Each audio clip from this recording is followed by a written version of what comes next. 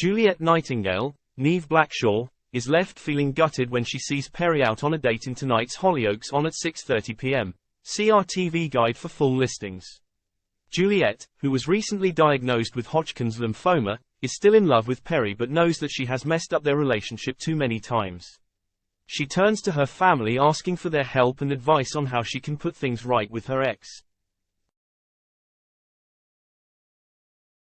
However, it looks like she might be too late. Juliet is left feeling deflated when she spots Perry having a drink with a stranger. A disheartened Juliet thinks she's completely missed her chance now and doesn't want anyone else to make the same mistake as her. She turns to her brother, James Nightingale, Gregory Finnegan, and encourages him to tell his on-off lover St. Hay, Kieran Richardson, how he really feels about him. Meanwhile, Perry ends up taking her date home and protective James feels like he needs to step in and say something on Juliet's behalf. James shows up to confront Perry, however broken hearts lead to a broken shower. Elsewhere, Warren Fox, Jamie Lomas, is desperate for his twins, Sophie and Sebastian, to move in with him. Warren tries to win the children's affection by showering them with gifts.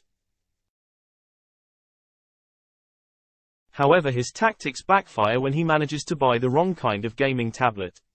His ex, Sienna Blake, Anna Passy, who is the twins' mother, is left feeling very smug about Warren's error, but persistent Warren is not going to give up easily. Over at the Hutchinsons, Tony Hutchinson, Nick Picard, gains access to his wife, Diane's, Alex Fletcher, laptop and discovers that prior to the terrible accident she had at the hands of his brother, Eric Foster, Angus Castle Doughty, Diane was planning to hold a special Valentine's Day event at the Dog. Tony is worried that Diane, who was seriously injured when Eric fired a crossbow at her, seems to be taking on far too much.